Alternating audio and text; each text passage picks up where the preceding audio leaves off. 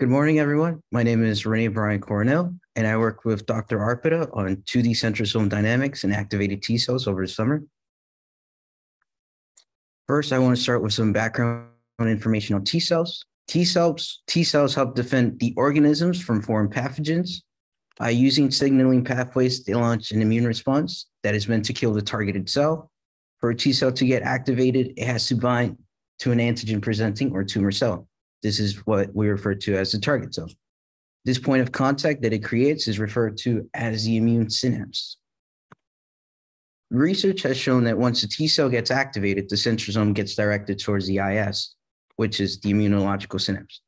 As the centrosome moves, the microtubules reform the cell's shape.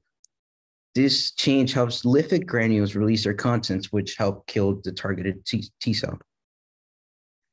We are aware that different environments affects T cell function. It affects their cell proliferation and cell migration. However, the effect of stiffness on centrosome polarization and in dynamics and activated T cells have not been fully studied. The image below is meant to give a representation of the kind of stiffness cells can encounter as they move throughout.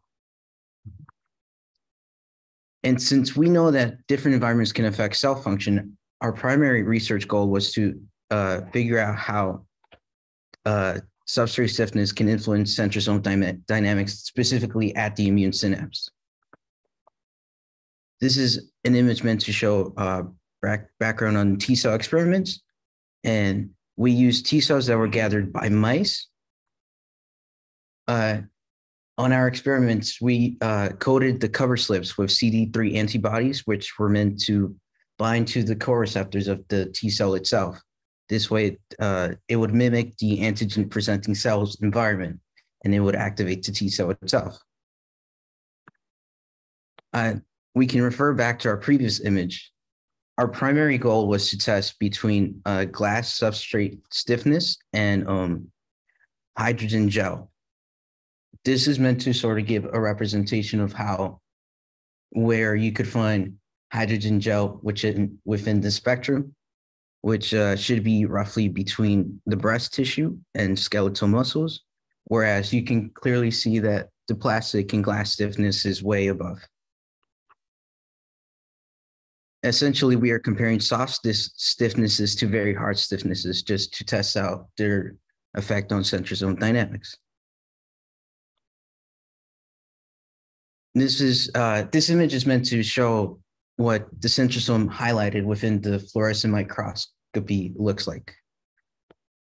This image is of a jerk-cat T cell, which isn't the cells we worked with, but it's a good illustration just to show that visual. I do want to point out that the images are shown in XY. Sorry. The images is meant to illustrate what our experimental data looks like. The data I have analyzed, at least for my data, is mostly focused on a single time-lapse movies of live cells. So it's not this basically, but it's a good representation. Sorry.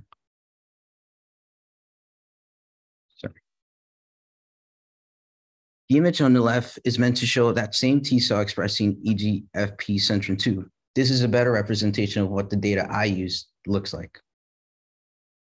I used a script that was used to track the centrosome of the activated T cell, which is shown on the right. And the image on the right is more or less meant to show how that track information can be used to track the centrosome movement in itself. Again, the image to the left is meant to once again demonstrate how the cell centrosome was being tracked. And the image on the right is the plotted trajectory of our moving centrosome. And the color scheme is meant to show its position over time. And from these images, you can get a visual of how the cells track help us identify quantify the cell's movement. Using the track information, we wanted to compare instantaneous speeds and mean square displacements as one of the first ways to quantify our movements. Here we have a comparison of instantaneous speeds. The speeds are calculated from every subsequent pair of displacements divided by time. The cumulative distribution plots show the distributed speed of the cells and their probability throughout the films. If we look at the comparison graph between glass and gel averages, we can say that roughly 60% of the cell speeds are less than or equal to 0.1 micrometers per second. The main takeaway is that there is no major difference between the two stiffnesses in terms of speed. They're pretty similar. The mean squared, next was our mean squared displacement comparisons. The mean squared displacement, or MSD, quantifies the difference in displacement over time. Our time lag is simply the difference in time between two moments of a position. The gel MSD appears to increase linearly with the time lag, which resembles unconstrained movement.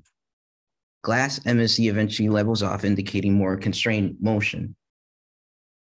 What this essentially shows is that for our gel activated T cells, they tend to move a little bit more freely, whereas in glass, it moves in a specific area.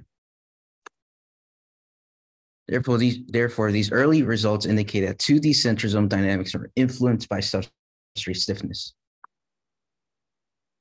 Possible next steps would include gathering more data on varying stiffness and comparing the results.